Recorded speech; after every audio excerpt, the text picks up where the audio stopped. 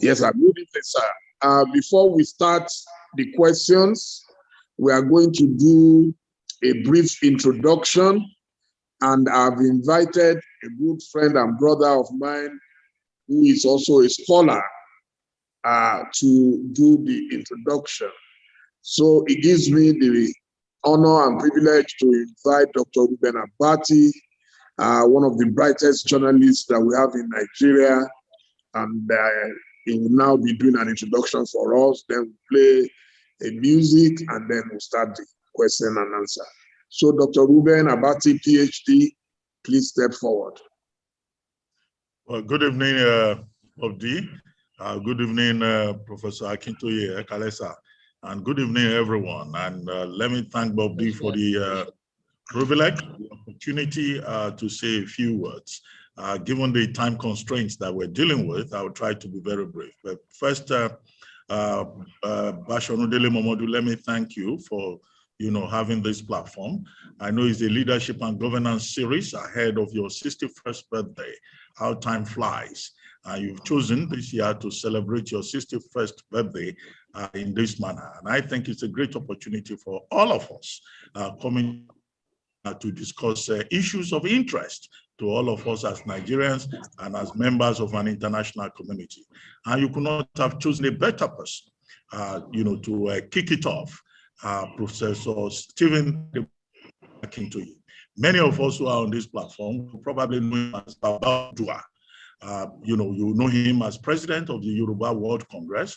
You probably know him as the man that took the Yoruba race to get admitted into the Unrepresented Nations and Peoples Organization, UNPO, sometime last year, making the Yoruba Nation the 45th member of the UNPO, which is a group that promotes self-determination, equality, justice, values that are very important to Professor Stephen Adebanja Akintoye. You also probably know him as Alano, as he was known for many years. That is a pathfinder. And he's been a pathfinder, one of the most distinguished persons we have in this country, in academia, in scholarship, in public service, and also in community leadership. You probably also know him as the president of Ilana Omo Oduduwa, which is the major platform where he leads the battle, the struggle, the war for self-determination by the Yoruba peoples inside Nigeria. But the interesting thing about Professor Akintoye is that he's essentially a patriot. He's one of those persons who I think is guided by the philosophy that if you make change, peaceful change impossible, then you make revolution inevitable. He's a patriot who believes in Nigeria, who wants a new way forward for Nigeria. But, he's concerned even at 86. He was born in 1935, about the contradictions in Nigeria. And at the moment, he says that, well, the time for Yoruba redemption has come.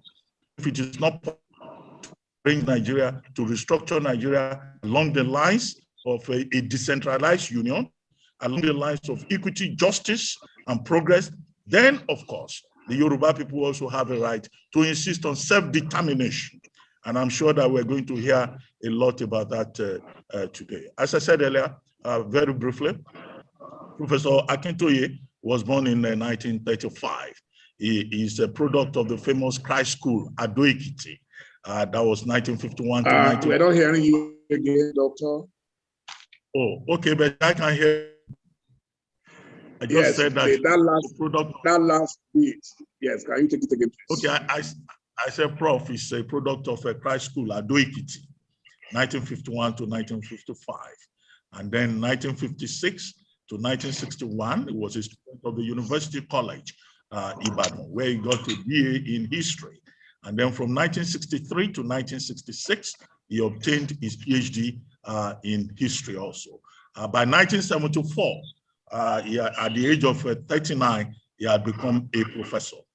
And for 5 decades, he distinguished himself teaching in various universities, writing academic papers, and both in the United States and also here in Nigeria.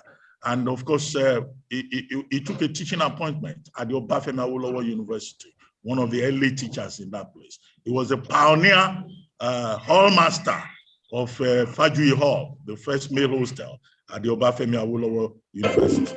In the Second Republic, he served as a senator of the Federal Republic. He was also later, a commissioner for health, very briefly, in Ondo State. So his entire life, he has been involved in the business of service. And even at 86 years, it is impressive to see his resilience, his commitment, the energy, the honesty, the forthrightness that he brings to every task to which he puts his hand. So we're truly privileged today to have a distinguished scholar, a distinguished member of our community, a patriot, a man who believes in progress and justice as our guest. That is the man we have here. And I think that we have a double privilege today.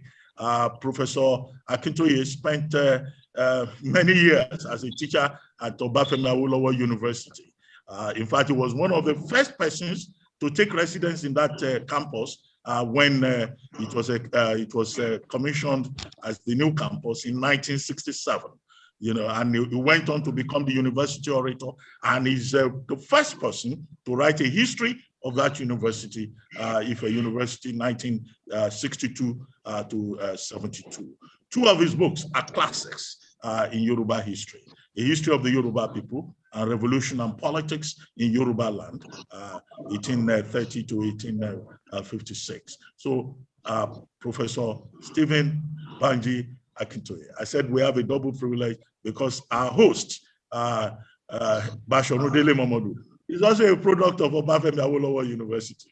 So this is a question of teacher and student interacting, and with the rest of us who are all children of Professor Akintoye being part of this very important conversation about the future of Nigeria, about governance and politics in Nigeria. And of course, we're likely to listen to a lot of history because our guest is a distinguished historian.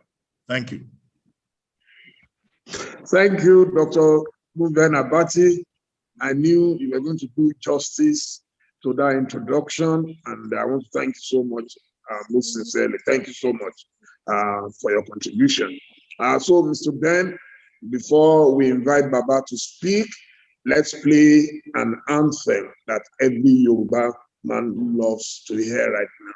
I love it. It's so beautiful. So please give it to us, Ben.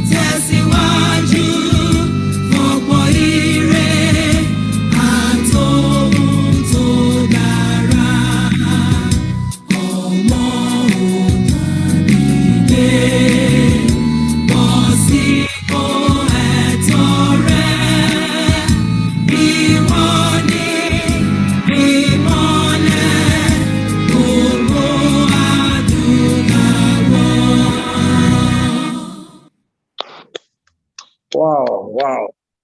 Trust me, that is an incredible composition. That's an incredible composition. So, Baba, good evening, Daddy. Moyika Otun, Moyika Ose, Mojuba Agba, Mojuba Omode, Eshe Pupo, Akpeyi, Ejewa. The first question I would like to ask Prof is, you are nearer 90 than 80. Why are you still in the struggle? Why are you still in the trenches, sir? Yeah, thank you very much. It's a life orientation. I cannot see evil and just go past by it. I cannot see people suffering and just ignore them. I cannot hear the noise of agony and pain and behave as if I'm not hearing. I was born and raised like that. And then I had, because my grandfather, who was a warrior in the 19th century and gave most of his life to defending his own little kingdom in Ekiti, he was famous for one saying that he had. He used to say,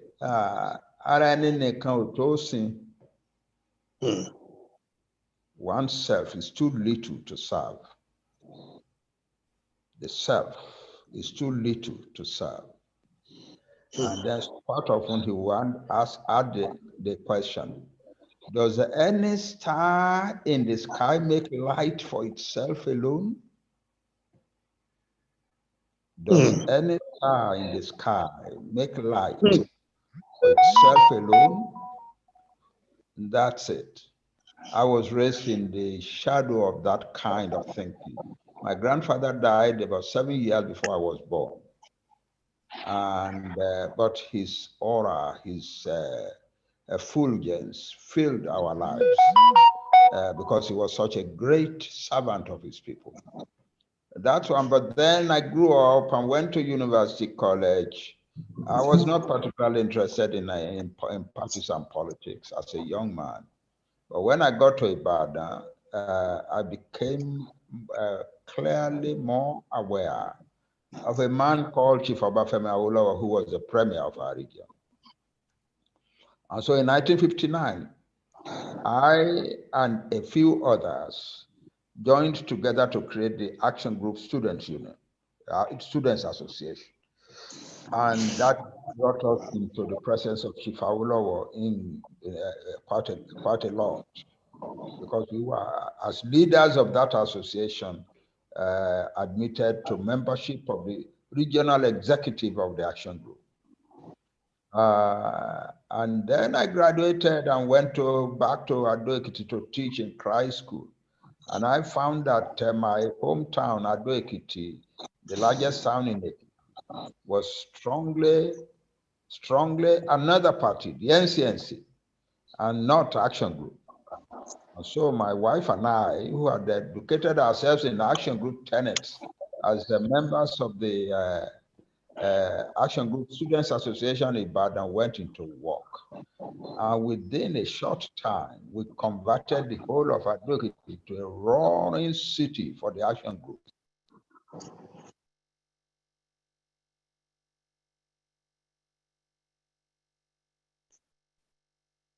Hello, sir. We can't hear you, sir. Hello, sir.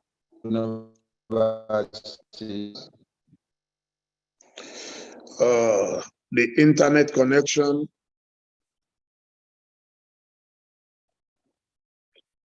Hello, sir.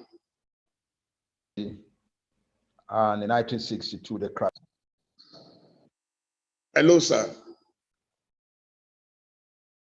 Your line is breaking, sir. Your line is breaking.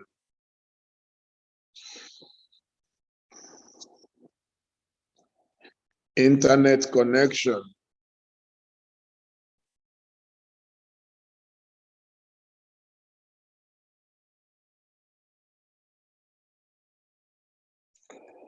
Oh, wow.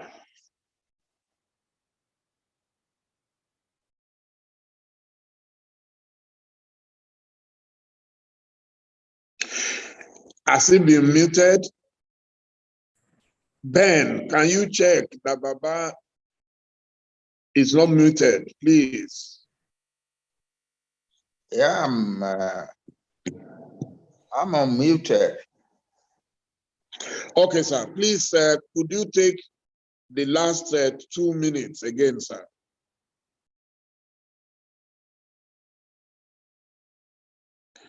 Hello, sir. All right. Can you hear me now again? Yes, we can hear you now, sir. Thank you, Daddy. So we revived the Action Group Youth Association in the height of the crisis in the Western region in 1962 to 66. And I became the vice president of the revived Action Group Youth Association, which Ifayo Fasame as our president. And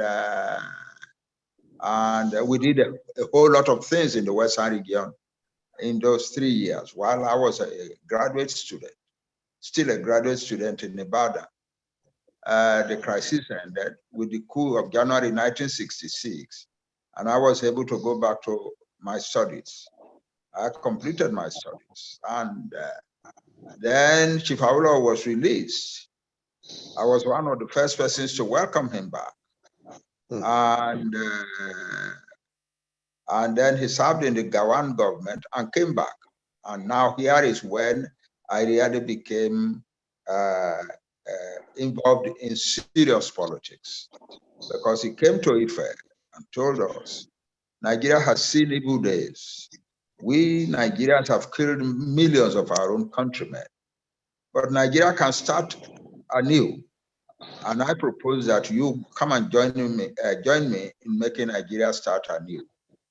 That's how we founded the Unity Party of Nigeria. Most of the intellectual work for the Unity Party of Nigeria was done on the campus of Obafemi Awolowo University.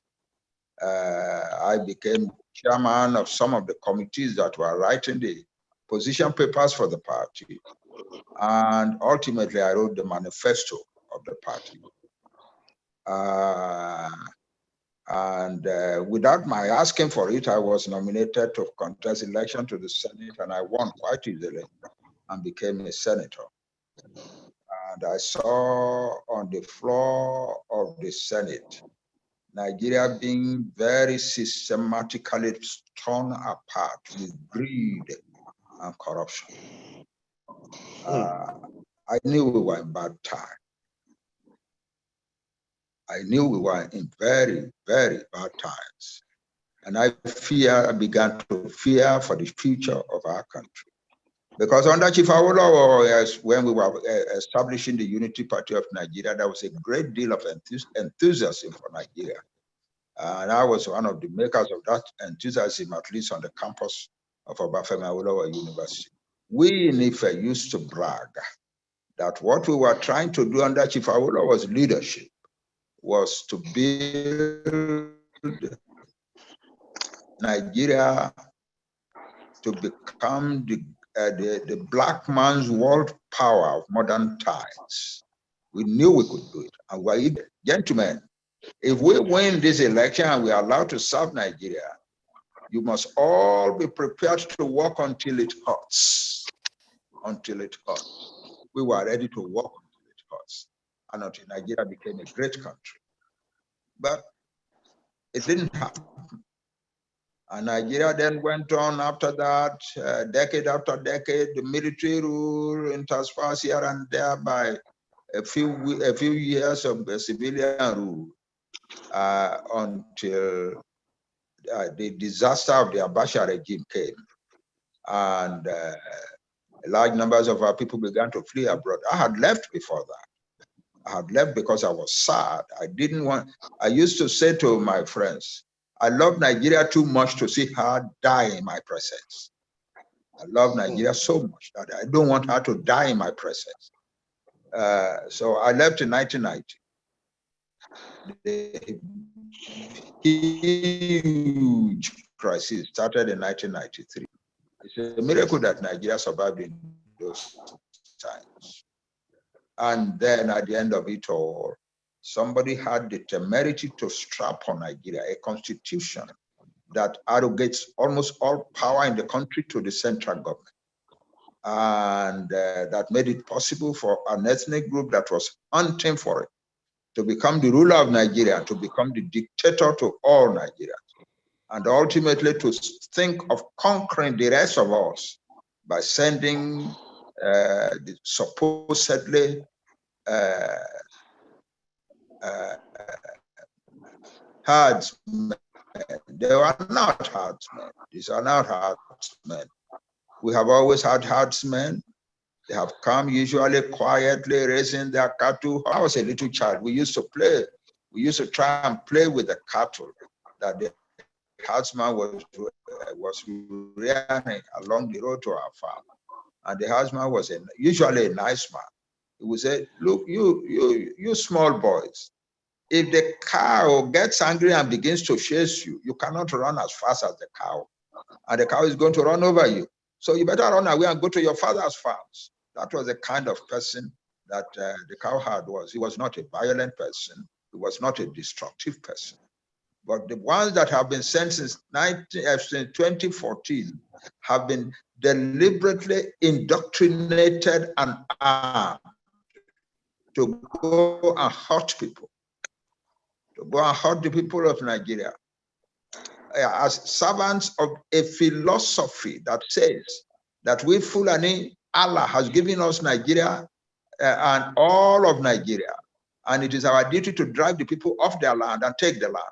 That's what we've been having. People call them herdsmen. But when I came and I found people in the Afenifere meetings talking endlessly about this menace, I said we need to find out what is happening. We don't know exactly what is happening. And so Chief Fashion, our leader, said to me, Professor, can you do a research for us on this? And I said, yes, I can. And I went out and did the research. I wrote a paper, I think 36 pages on the crisis, the Yoruba Southwest. I went all over Nigeria trying to understand. And then I went to some other countries in West Africa, inside and outside Nigeria. I spoke to Fulani folks in places like Yewa area in Yoruba land. And I spoke to Fulani folks in places like the Upper Senegal and the Gambia and so on in West Africa. And I found the following. One, that what the Nigerian government is now peddling around is that, oh, all of this is a product of the droughts and the drying and in the north. Yes, there have been droughts since the 1970s, and a lot of drying of the land. For instance, the Chad has dried to less than 1/10 of its original size. But that's not the. When that happened, the Fulani, their cattle, tried to kill it among the Fulani herdsmen. As of that point, what was needed was government intervention to help these poor folks. Government didn't help them. Neither the federal government, nor the regional, nor the state governments of the north stepped in to help them. On the contrary, what then happened? This is where the crisis is. What then happened is that some eminent persons among the Fulani political elite then decided that this was an opportunity. This terrible situation among the Fulani herdsmen is an opportunity to unleash them as warriors against the rest of Nigeria. That's where the trouble started. And so they were indoctrinated, heavily indoctrinated, to believe that God, Allah, has given Nigeria to the Fulani, and that all that the Fulani needed to do was to seize the land by force. And that's what we have been witnessing. One Ali Ugwazos wrote in, and I'm quoting, he wrote in January 2014, Allah, through the British, in 1960, Allah, through the British, gave us Nigeria to rule and to do with as we please. We have been doing that since 1960, and we intend to continue. And if anybody tries to stop us, we shall kill, maim, destroy and turn Nigeria into the bloodiest war zone in Africa. That's what they're doing. That is what they're doing. And that's what they're still claiming. And that's what they're still trying to achieve. I was on the delegation that visited the governor of Benue State when Fulani people killed large numbers of people on January 1, 2018. The governor read to us a letter that they had. Mr. Governor, I see that you and your people are mourning and they're carrying out mass burials. But what has happened to you is a little bit of what is coming to you. And your offense to us, before us, is that the ethnic groups in your state believe that the land on which they have lived for thousands of years is theirs because they have lived on it for thousands of years. That the land is not theirs. It belongs to us now, Fulani. Allah has given it to us. And we are going to take it by force. And we have accumulated the weapons and the money for the battle. And we are ready to keep fighting for hundreds of years if that's what it will take. And if you think, and we are not talking of the ethnic groups in your state alone, we are talking of all ethnic groups in Nigeria, the Yoruba, the Igbo, the Kanuri, the whatever, and nothing can stop us. And if you think your federal government can defend you, you are deceiving yourself. So that is the truth of the matter. The people who started the trouble, who carried out indoctrination, who are financing and supporting the terrorists, call it cattle herders versus farmers. That is not true. It's a blatant lie to hide a very terrible truth.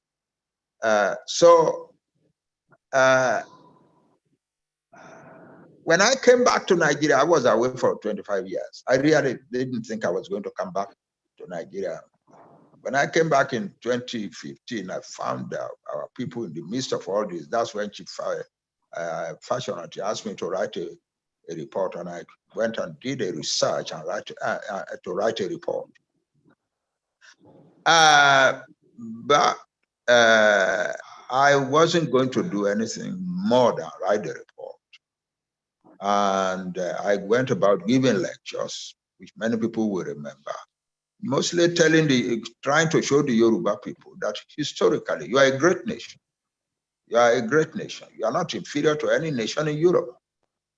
At the time that most of Europe was not urbanized, you were already heavily urbanized and had big cities, walled cities, at short distances from one another all over your homeland. So you are not a small people. You are a great people. That was the kind of lecture I was giving around. And I guess that is what attracted a crowd of young men and women who then said, oh, we elect Professor Akintoye as leader. I accepted to serve with them and for them because I had by then become very painfully aware about what was happening to our people. Our youth were going through total disaster. They go to university, polytechnic, whatever, pass out with degrees, sometimes very good degrees, and then walk around for years, 5, 6, 7, 8, 9, 10 years without any work. And our young people were fleeing abroad. And as many were going into drug abuse, into crime, into cults, and so on and so forth. And many impatient ones believed that they could walk across the Sahara Desert to North Africa, somehow get some ride across the Mediterranean Sea and go to Northern Europe. And many of them were dying droves in the desert. At that point, I couldn't take it anymore. At that point, I couldn't take it anymore. That's when I came to the conclusion that what I had been helping people to advocate, which is restructuring of Nigeria, was no longer enough. That what was needed in the interest of humanity was that the Yoruba people should establish their self-determination peacefully, get out of Nigeria and go and take care of themselves the way they know how to build. Because Yoruba people are essentially a civilization building people. That's the story. Thank you, sir. Thank you, sir, for that very, very, very serious summary of what has led you to your present state of mindset. Will it be right to say you have totally, absolutely given up on Nigeria as a nation?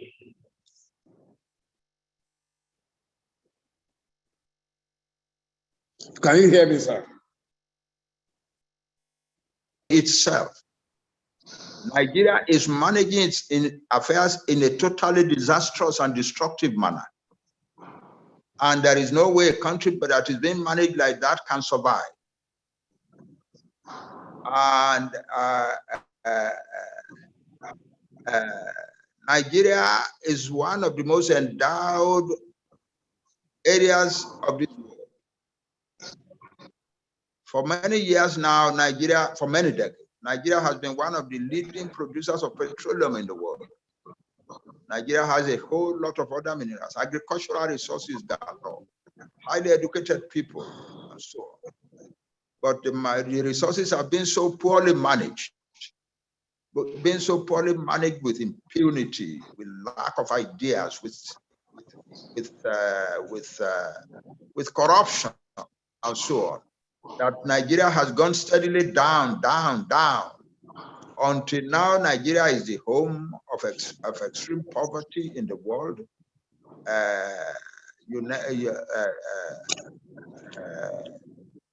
One United Nations agency said that the worst place for a child to be born in the world is Nigeria.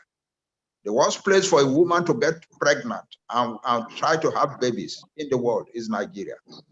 The worst place for to do business in Africa is Nigeria, because the rules and the impunity and the degradation of everything makes orderly business impossible.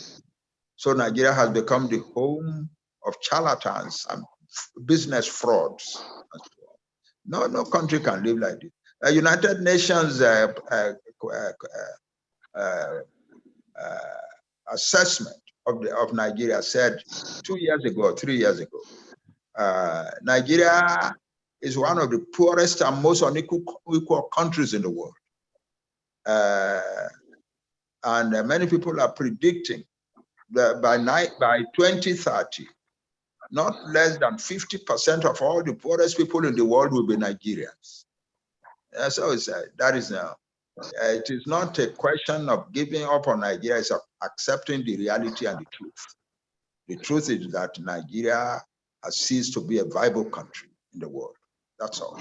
And I didn't want, so I thought it becomes a duty of all of us to try and dissolve Nigeria peacefully. And that's why I have championed the cause of Yoruba self-determination to be achieved peacefully in a law-abiding manner, because we Yoruba are a great nation and a civilized nation, and we must not be contributing to chaos.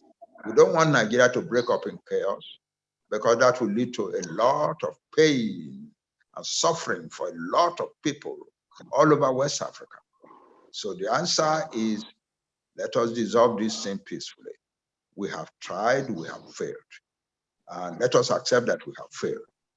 Let us sit down and negotiate and dissolve it peacefully. That's my position.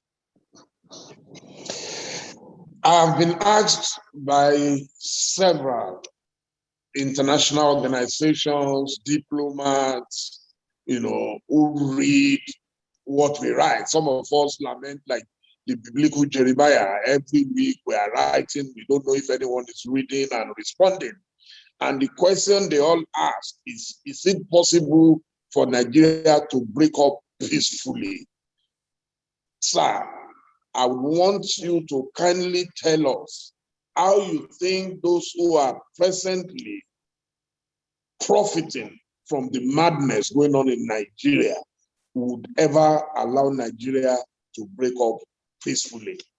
And in a situation where that is not possible, what are the options before the Yoruba nation? The realities of the situation will force them to accept a breakup. It's the solution. The country is going steadily down all the time. Yeah, that's the truth of it. That's the truth. The country is going steadily down. They may be stubborn now and say, no, no, no, no. But in a few months from now, if things go on the way they're going on now, many more and more of them will accept that it is sensible to break up. One northern member of the Fulani elite, one Alagi, forgotten his name, he's chairman of an organization called Kaduna Dialogue Group, said, even an angel from heaven cannot unite Nigeria anymore the way it is. It is better to break up, he said, into smaller countries in the interest of humanity, in the interest of relations, and in the interest of the future and our children. And if we do not do it now, he said, future generation will be cursing at us. So it is not just Southerners or Middle Belters alone who believe this. Many people in the North are gradually beginning to believe. And a group of youth organizations in the North is now clearly demanding dissolution of Nigeria so that Arewa can become a separate and independent country in the world. So it is not as solid as people may think. The solidity, the little solidity that is there is softening, whittling down all the time, day by day. We have now reached a situation in which the government of Nigeria announces, oh, we, federal government, we are not in charge of, it's not our duty to confront banditry and raping and kidnapping. It is not it's not our duty. It's not, those things are not a federal crime. They are not federal crimes. And the Nigerian police is not obliged to handle them. That's Nigerian federal government saying that, yeah, there is no center anymore. At this point, there is no center anymore. So if people think that the people who are holding on to power now will be in a position to hold on to it in some months from now, they're deceiving themselves. Nigeria is self-destructing, that's all. And those who are in charge of it will learn the truth and accept the truth by and by. And I predict that they will do so very soon. Sir, just yesterday, there was another National Security Council meeting in Abuja. And some of those who attended were President Muhammadu Buhari, Boss Mustapha, Ibrahim Gambari, Babagana Mongono, Abubakar Malami, Bashir Sali Magashi, Ibrahim Atahiru, Awal Suberu, Usman Alkali Baba, Yusuf Magaji Bichi, Ahmed Rufai Abubakar. And in their communique, well, I saw the vice president in a few of the pictures. I don't know if anybody from the Southeast or South was at that meeting, since there was none. The Security Council. There was none. Sir? There was none. Okay, sir. The communique issued says there will be new security measures for Southeast and South. And they were not represented. Chief MK Abiola used to say, you cannot shave a man's head in his absence. So why do you think the South and the Southeast, where we don't have terrorists, have become more of security concern than the places where the terrorists and bandits reside? You've said it yourself. Oh, you write out the list. It is all Northerners, with the exception of the vice president. And there's nobody from the South, there's nobody from the South. and yet people presume to have the Nigerian National Security Council. No, it is no longer there. We must stop deceiving ourselves. We, the educated people of Nigeria, need to sit down and tell ourselves what we are doing essentially with Nigeria these days is romancing a corpse.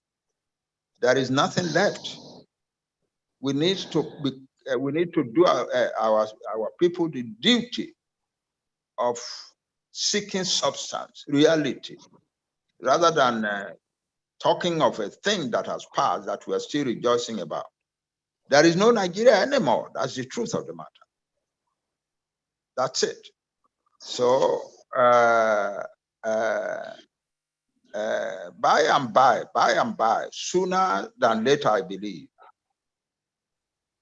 even the people who are in control now will give up. Will tell themselves it's no use. It cannot be done.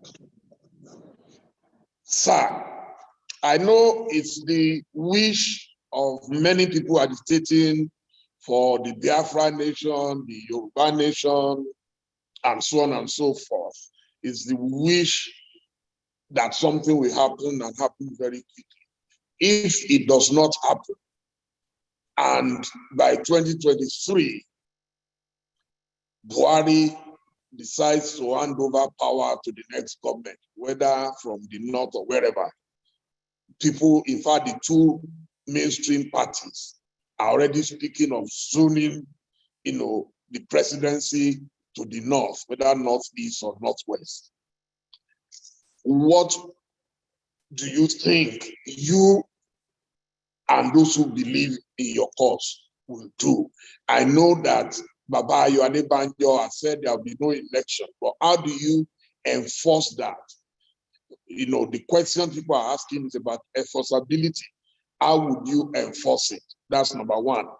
Number two, if majority of Yoruba people decide to go for elections, so what would be your position?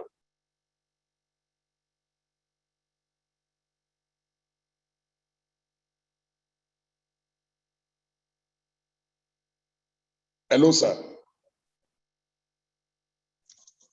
Hello, sir. Hello, sir. Then can you check? Oh, Baba is muted again. What's going on? The more we hold then can you unmute? The more we hold the elections under the... Yes, sir.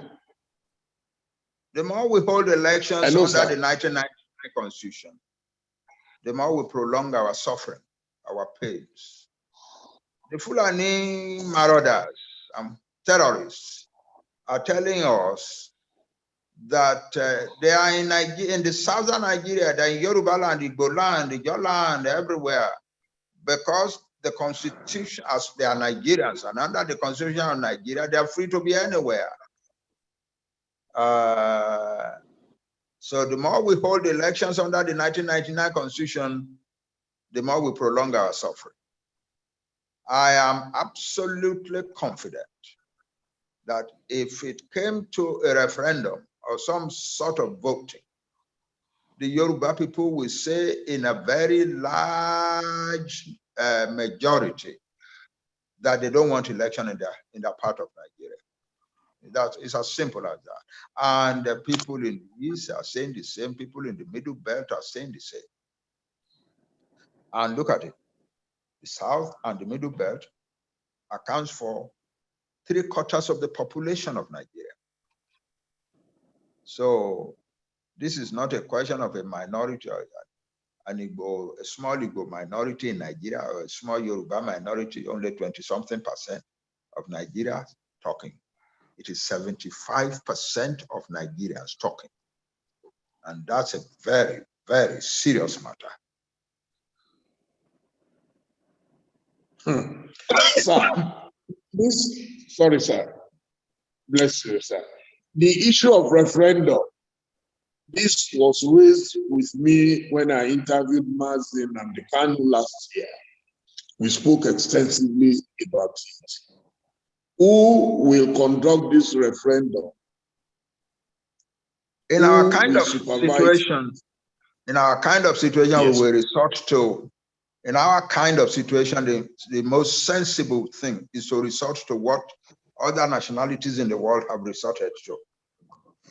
There are many nationalities that are trying to conduct their own referendum, like the Catalonians in Spain, like the Scots in Britain. In our kind of situation, we think it would be better to persuade the United Nations to come and run our own referendum, the way they did it in Sudan. I believe we can get that done.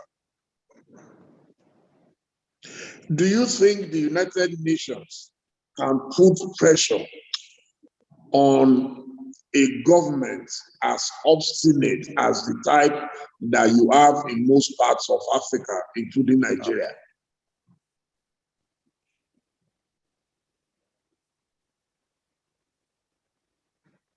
Hello, sir.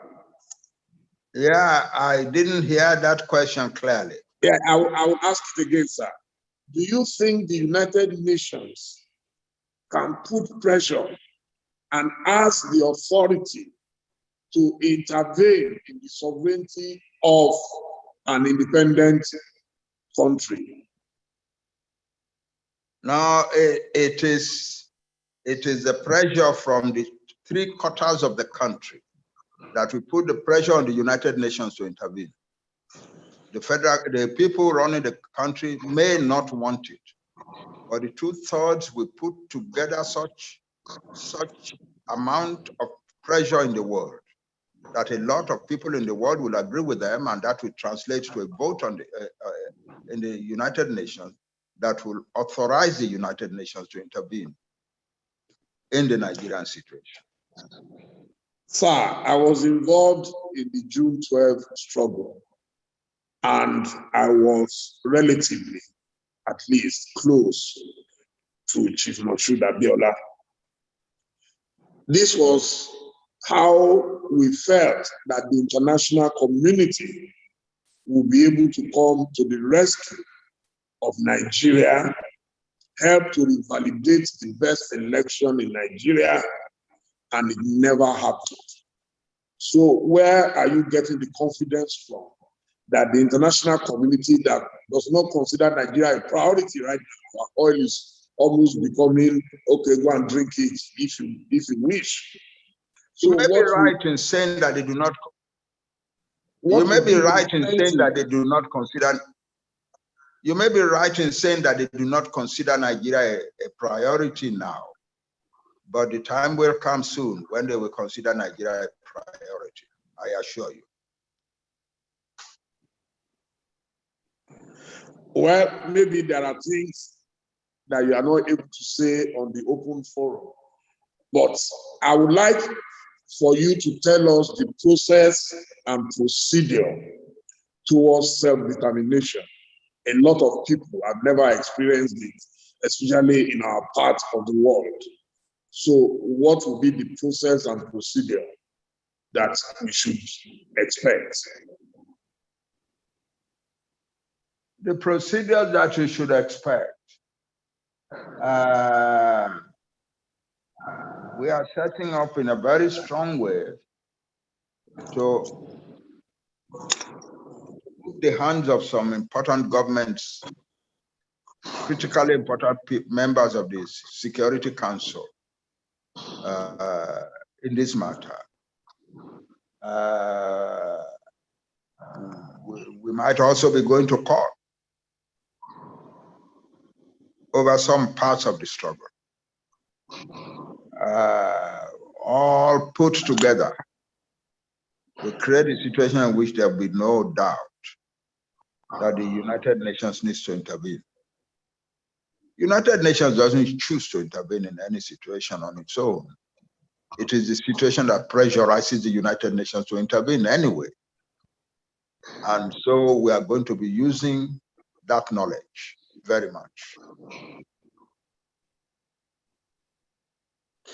I'm sure you are aware, sir, that some Yoruba people, politicians, are already warming up for the next elections.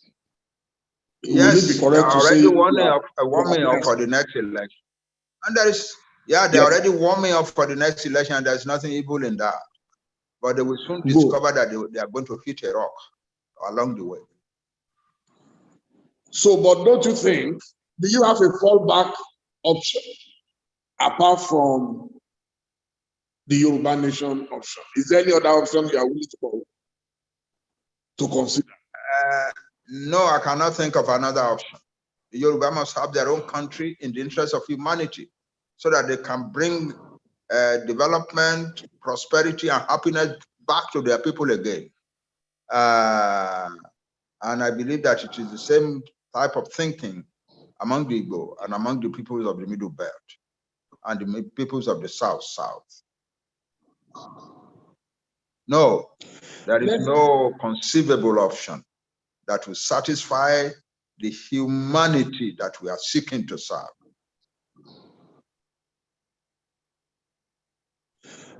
Okay, let's say theoretically, you were to look at a Yoruba leader in the foreseeable future, whether in Nigeria or in the Yoruba nation, what criteria would you be looking at in arriving at the new leadership that can propel Nigeria to the moon? Or propel Nigeria or the Yoruba nation as now? Yes. As you very well know, a situation creates its own kind of leader. And the kind of leader that will lead the Yoruba nation out of the morass and degradation and destruction of Nigeria back into a modern, progressive, and prosperous country that we had briefly in the 1950s. The leadership will emerge. The leadership is emerging. And it is not human beings who start by projecting this one is going to lead us, that one is going to lead us. The leadership will arrive. About that, I have no doubt at all. It is inevitable. It is the way history operates. There is no other way. The right type of leader will emerge. The right type of leaders will emerge. Many of those who oppose the idea of Yoruba nation are very quick to talk about the lack of unity among the Yoruba people. What do you say to that, sir? Yeah, I don't know what they mean when they say lack of unity. What the Yoruba demonstrate is that when there is an issue, there are many Yoruba people who want to venture their own opinion on it. That's the Yoruba way of life. That does not represent this unity. It is among the Yorubas that we say, when we say Lafidalefe, we mean that's the basis upon which the Yoruba nation was created in the first place anyway. That even the youngest person and the old person has the duty of, has a right to contribute their opinion, their own little wisdom. That's the way the Yoruba people operate. The fact that they are doing that now does not mean they are not united. It means they are doing what they are traditionally capable of doing. But perhaps you don't know that for many millennia, the Yoruba people have been a very democratic people. We, for instance, Yoruba, or in all parts of the world, where there are monarchical governments, the king is automatically succeeded by his son, usually his first son. The Yoruba rejected that from the beginning. They rejected it. They said, we people, you are going to rule us. That is a royal family, no question. But it is we who will select one of you in the royal family to be our king. And that's the only one in the world. And chieftaincy titles were domiciled in particular families in every city. And when the chief died, his son does not claim that he has a right to succeed his father. All members of the lineage, including the son of the man who had just died, had a right. And usually there will be a lot of wrangling and division into partisan groups supporting this and supporting that. Large family meetings in the family compound until finally they decide on someone. That's the Yoruba way.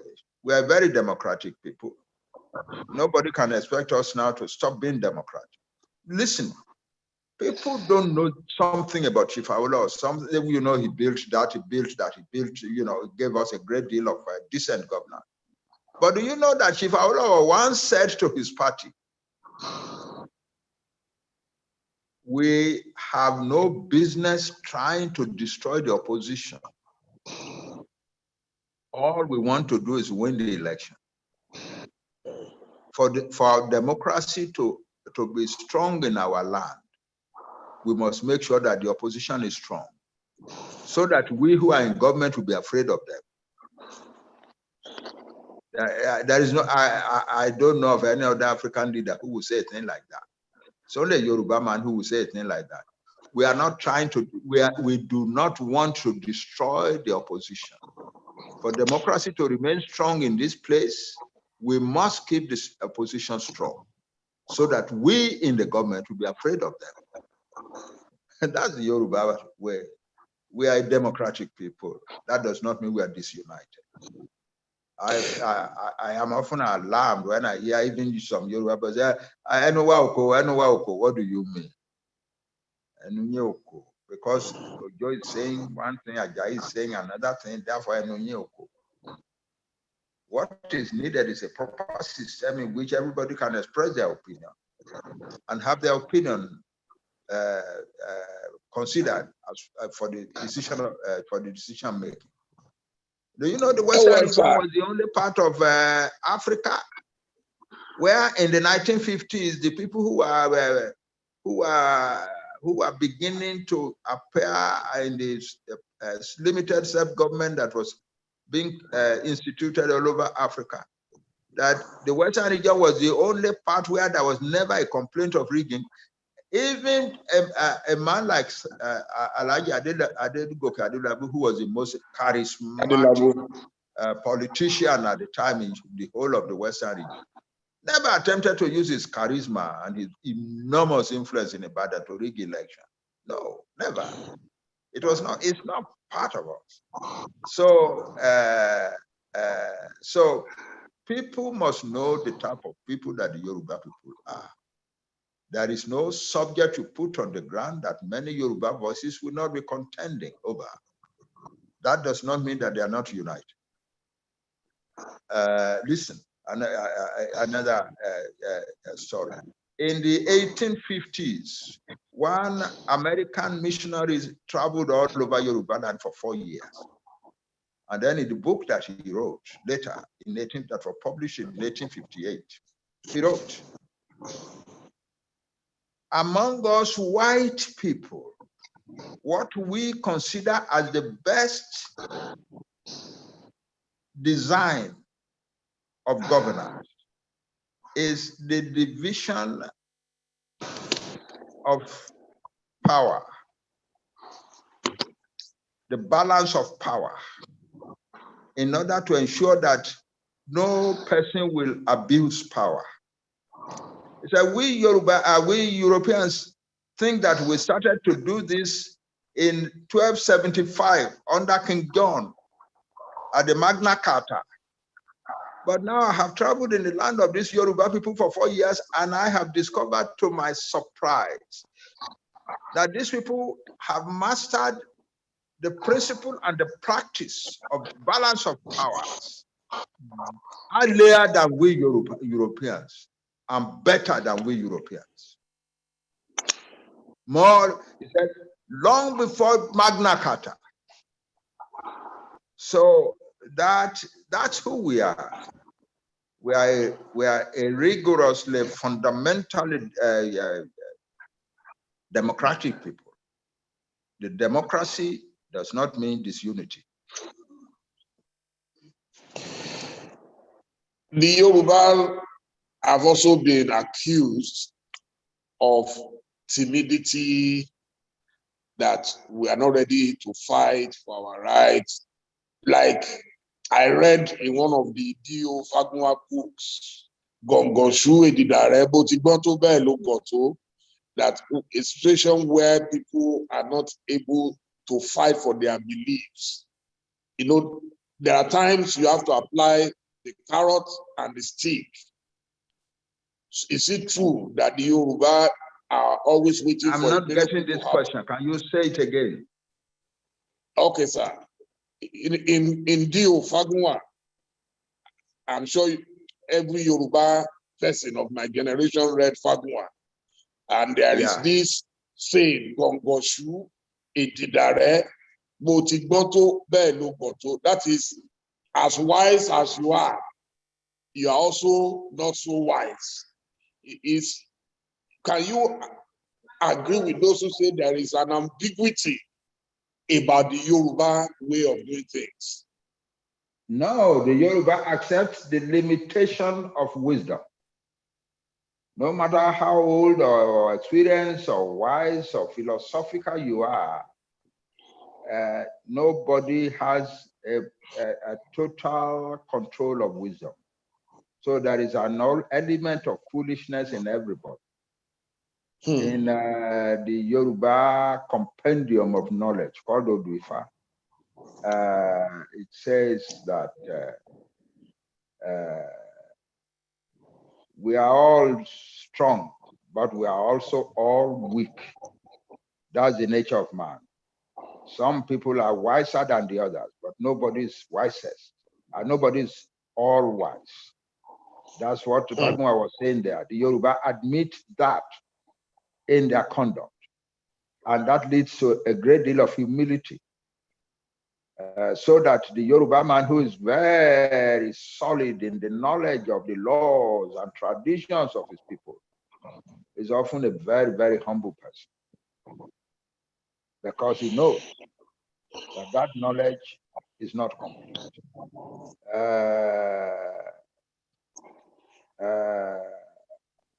Orunmila is quoted as saying in one place, in one verse, you know, Oduifa,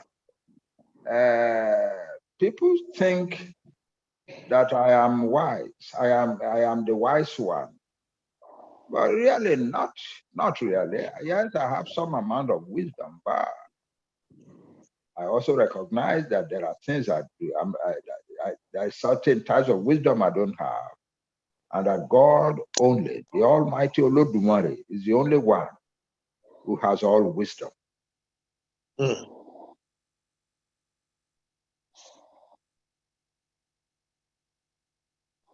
Hello, sir. Hello. Yes, sir. So, well, we are getting to the close of it, but there are still people who are sending in messages to me that they believe it's going to be almost impossible to achieve what you seek to achieve without a fight. How far are you willing to go? Well, whether there will be a fight or not will depend not on the Yoruba people, but on the people who are ruling Nigeria. And if it comes to that, the Yoruba people will be ready. I won't say more than that.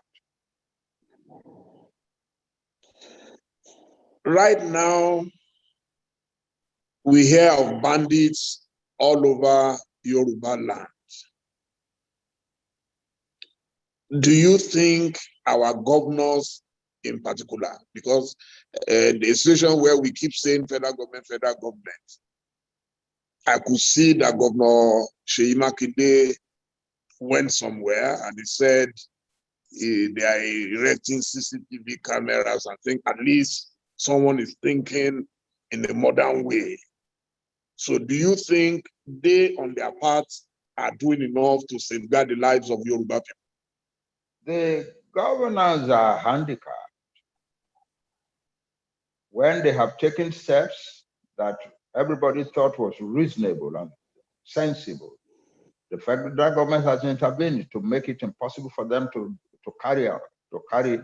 to carry out their intention. For instance, look at Amatekun. We citizens of the Southwest persuaded our governors to create Amatekun. And it was to be a carefully chosen group of young people who are trained, well led, well guided, well commanded, so that their handling of the conflict with the Fulani marauders in the forest will be sophisticated, reasonable, humane.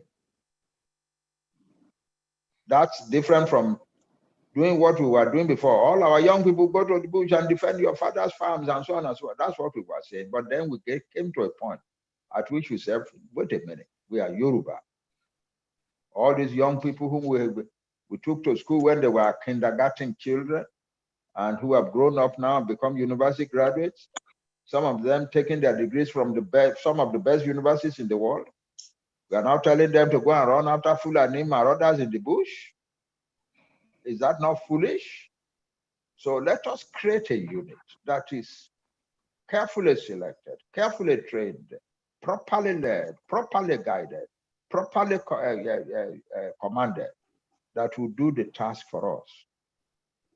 We created it. Our governors created it for us, and we were very grateful to them.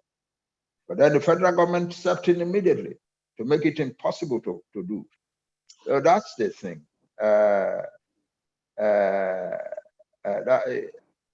few weeks ago, Governor Akeredolu said all these Fulani marauders who have ensconced themselves in the forests of Ondo State should get out of there, because that's why they came out, to kill, maim, destroy, kidnap, rape, and so on.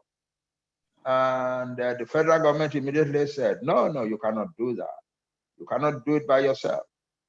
And another member of the federal government said, no, those people, Fulani people, are in the bush, in the forest, are not under your control. You cannot command them, and so on. So that's the situation. We have a situation in which our governors are usually well-educated and accomplished human beings who know their people, who can rule their people well, but they cannot rule their people well in Nigeria.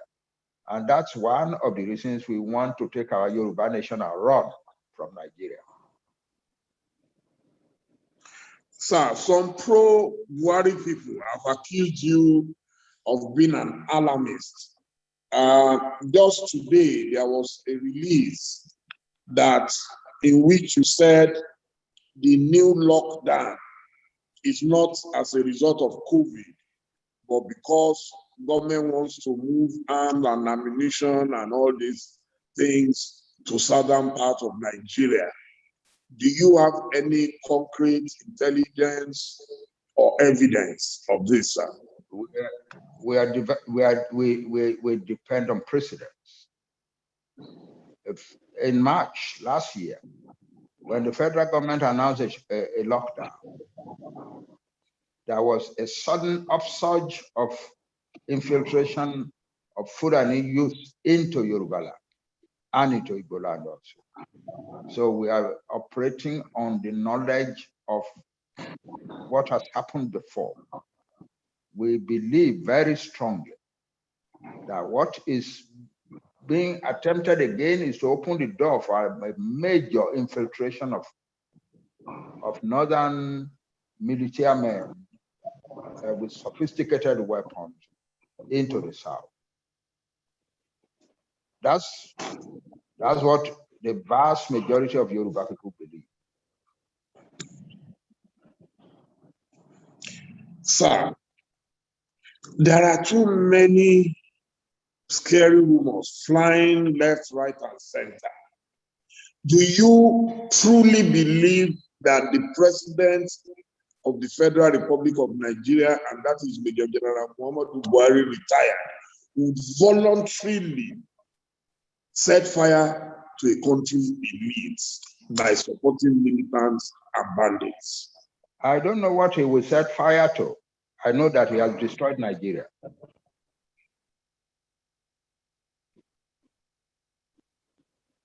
So you are not willing to give him the benefit of the doubt that maybe he's not aware of some of the things that are going on in Nigeria? No, I don't see that he deserves the benefit of the doubt. If you meet President Buhari today, what would you tell him? I will tell him, Mr. President, we elected you to rule over all of us. You have not been ruling over all of us. You have been installing a Fulani government in Abuja and giving the Fulani control over every critical area of government. Moreover, your people, your kinsmen have spread all over, killing, maiming, destroying, raping, and kidnapping. And you have not done anything to stop it. I believe that you have the influence, not only the power, the federal power, yeah, but also the ethnic influence. These are your own people. I've said that many times. These are your own people. If you had come out when this thing was starting and people were shouting and crying, and you had come out and you said, listen, all these Fulani things must stop. I am Fulani myself, and I'm your kinsman, and I'm the ruler of this country. I'm the president of this country, and I ask you now to stop. I believe that we would have got somewhere. Listen, I have often put it this way: suppose I, Banji Akintoye, were president of Nigeria, and some Yoruba boys pursuing whatever agenda, whatever philosophy, whatever goal, causing, spreading all over Nigeria, killing, maiming, destroying, and so on. I don't have to. I don't have to plead my presidential power at all. I will plead my kinship of my kinship with these people. I'll tell them you cannot do it, and I believe that will be sufficient to stop them in their tracks. I believe Buhari could have done the same. He never did it. He kept shilly-shallying around. For many months, he kept quiet and did nothing. Then finally, he began to say ridiculous things, like telling Governor Tom, after hundreds of his people had been killed, go back and go and be friends with them now, and go and make sure that your brothers. Your brothers? What type of things are? He went abroad and made the announcement. At the time when there was a lot of rumors swirling around that the Fulani had been asked to come to Nigeria and take over land from all over West Africa, he went to a foreign country and made the announcement that all Africans were free to come to Nigeria without papers. Good goodness. And people want the rest of us to give him a benefit of the doubt. I think they are asking us to behave less than human. So Nikita Khrushchev, former president of the Soviet Union, once said, every living thing wants to live. Yeah, we are living things. We have a right to live, and we desire to live. Somebody is allowing his people to rampage over our land and kill us and so on, and drive our farmers from the land and threatening us with starvation. And you want us to give him a benefit of the doubt. That's not fair. That demand upon us is not fair at all. What advice would you give? You have the #2 citizen in government right now. What advice would you give Professor Yemi Osinbajo as a father figure? Yeah, there was a time when there was a lot of rumor that they were going to remove him or that he was going to get tired and resign. I was one of the people who said to him, stick in there, don't resign. Let them remove you and then we shall see. And that's still my advice now. It should remain. Pardon? That it should remain in government. Yeah, that's what I said then, and that's what I say now. Remain there and let us see them remove you. And then there will be hell to pay.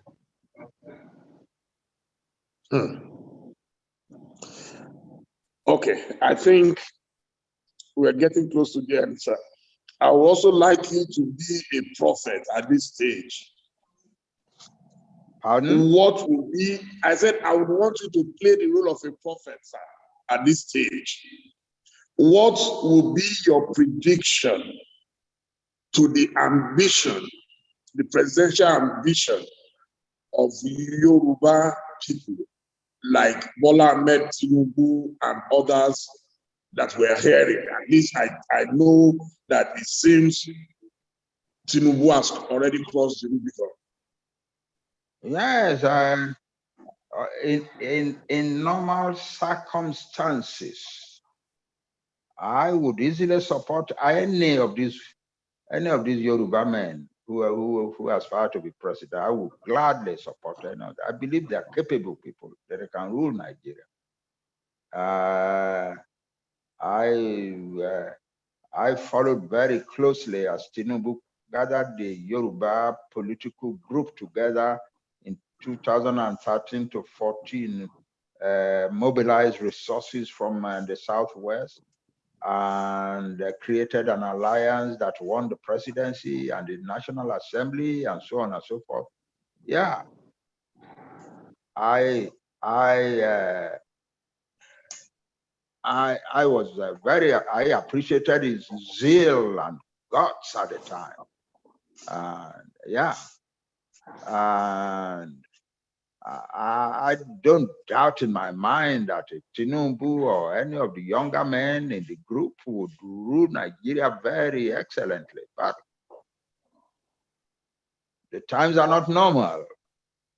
We Yoruba people have come to a point at which we are now saying we don't want election anymore in our land under the auspices of Nigeria. And that's a pity. But we hope that our leading political leaders will recognize that and respect the wish of their people. If they want to rule a country, that will be a Yoruba country soon, and they could rule it. So that's the situation. Well, on this note, sir, I would like to thank you most sincerely for agreeing to speak with me. As Dr. Ruben Abati said at the beginning, by the grace of God, I'll be 61 on Sunday, May 16, 2021. And I decided that there is no celebration. Happy birthday. Thank you, Daddy. Thank you, sir. You must send some of the cake to me in Nigeria. Oh, well, I don't know. I'm actually... You email it or WhatsApp it. No problem, sir. No, there'll be no party, as a reflection of the mood of the nation. So I decided I'm going to have some special interviews. Oh, I appreciate you for that. Few days. Tomorrow we would have Mr. Femi Falan on SAN. On Friday we will have Dr. Olisa Agbakoba, SAN. Then on Saturday, we have Senator Shehu Sani. And we have a lot of lineup coming in the next 1 week by the grace of God. And we've just felt that our father should speak to us. And I will call on Dr. Ruben Abati to please help us conclude this session. I hope Dr. Abati is on standby. Thank you, Daddy. May the good Lord continue to serve you for us, sir. Thank you, sir. Thank you. Thank you very much. And may the Lord continue to lift you too. Thank you, Daddy. Thank you, sir.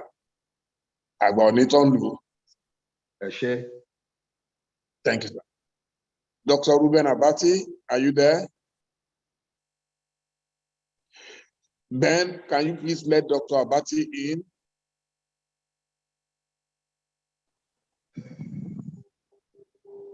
Hello, Ben. If you are not able to get him, then please give us the Yoruba music again.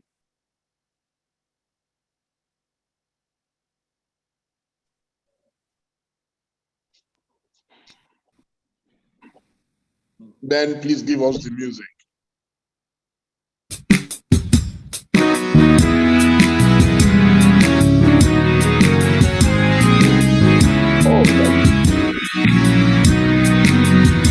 Iṣẹ́ wa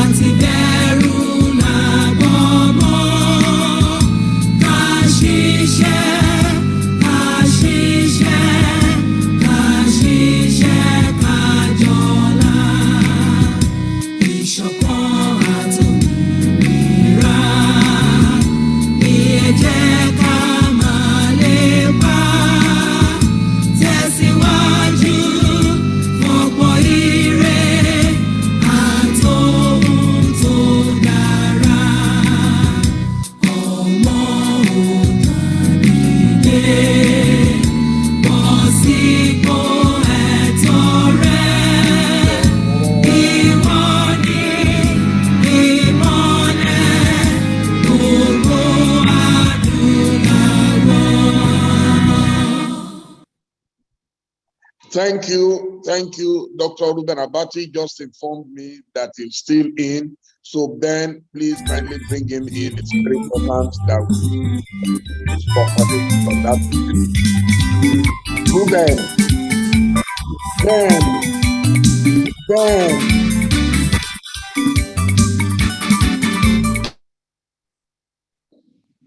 Please readmit.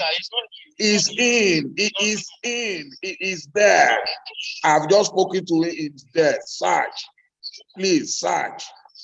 Please. Search. He is there. Dr. Ruben, can you please send a message? He is there. I just spoke to him.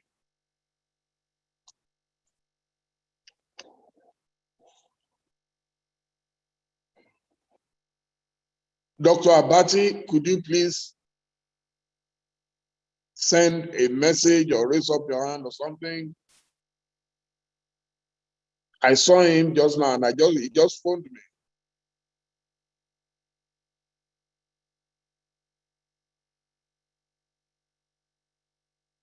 Doctor, where are you? He was there just now. I wanted him to The host would like wrap it up. Okay. Yes, thank you.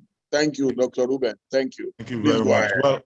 Well, on behalf of every one of us who participated in this, I'd like to thank Professor Stephen Adebanji Akintoye.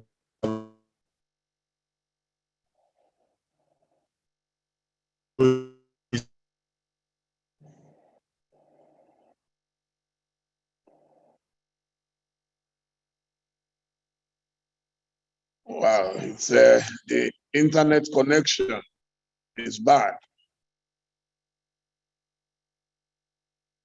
Hear me? Yes, I can hear you now. Yes. Okay. I also congratulate you, Basharun DELE MOMODU program. This is the first in a series, and from the enriching experience of also in part of this process. Quickly, I think I should not attempt to summarize eminent distinguished. I think that there are takeaways that all of us can focus on. One takeaway is what he kept finding as a tradition about humility, about wisdom, about unity among Yoruba people, about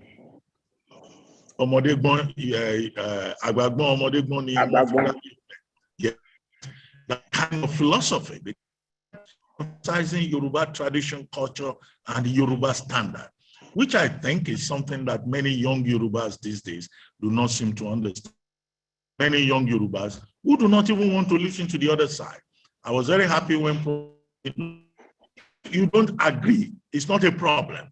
Yoruba people, they have this intellectual culture. There's no assumption to put one view. So we are allowed, and I think that this kind of platform is an excellent that provides an opportunity for interaction and also for intellection and also for reflection for the good of the people and also for the good of humanity, as he kept emphasizing. Second point has to do with the fact that at 86, and Bob D, that was where you started, worrying about Nigeria. Generation. Oh, there's a segment. Internet.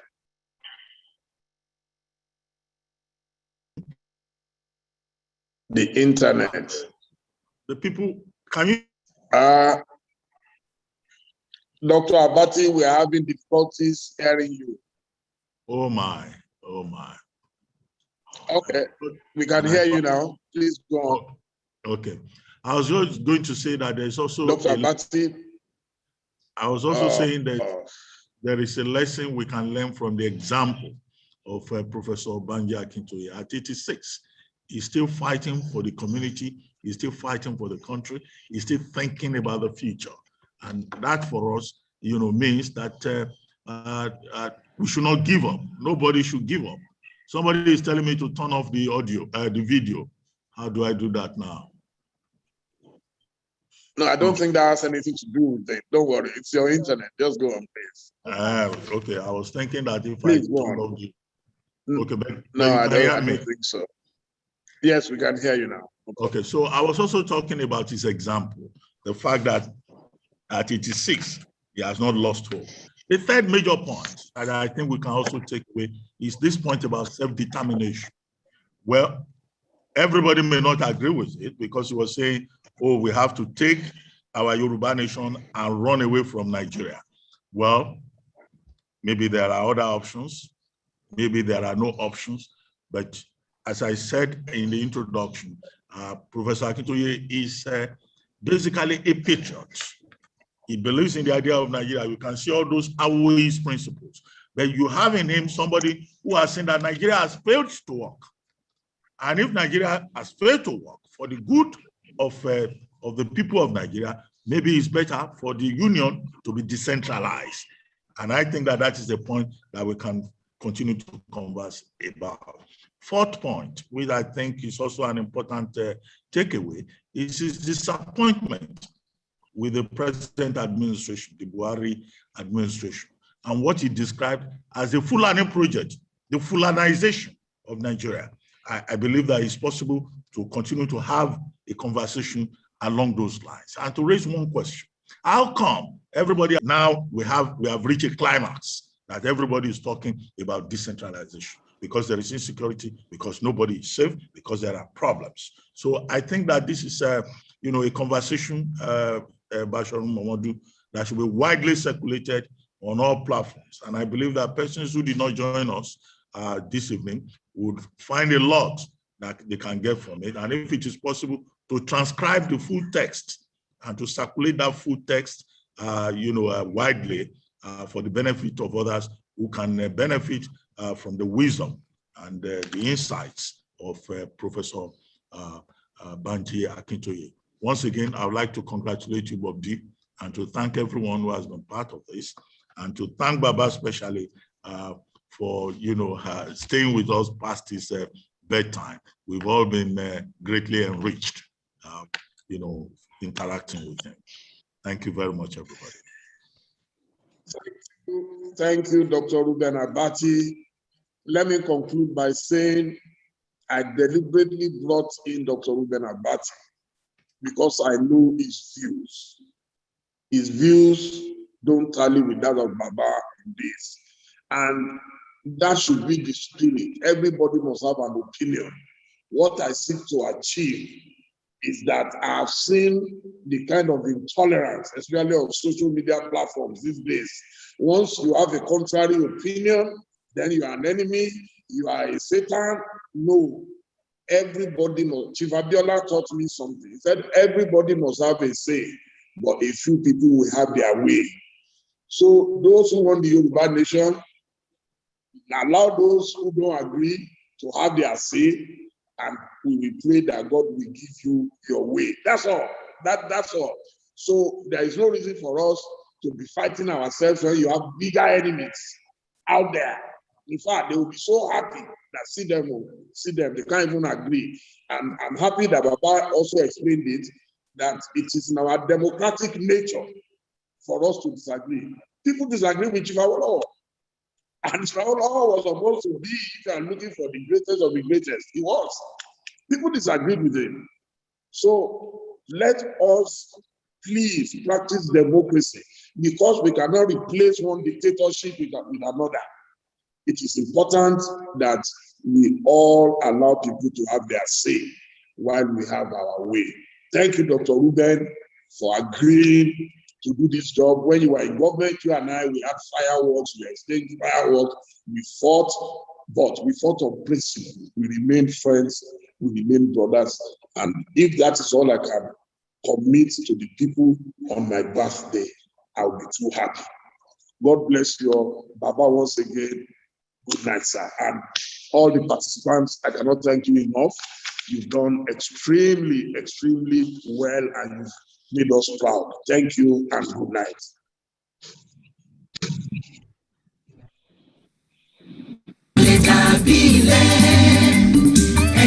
sowọ́pọ̀ ká fìmọ̀ ṣọ̀kan gbé kémi gbé. Ó yẹ ká jọ ṣàṣàrò ló dára ká finú inú ká fikùn lukùn kí Nàìjíríà kó lè tẹ̀síwájú. Ogun ọ̀tẹ̀ yìí ti tó ká gbàgbé ìjà ẹlẹ́yàmẹ̀yà.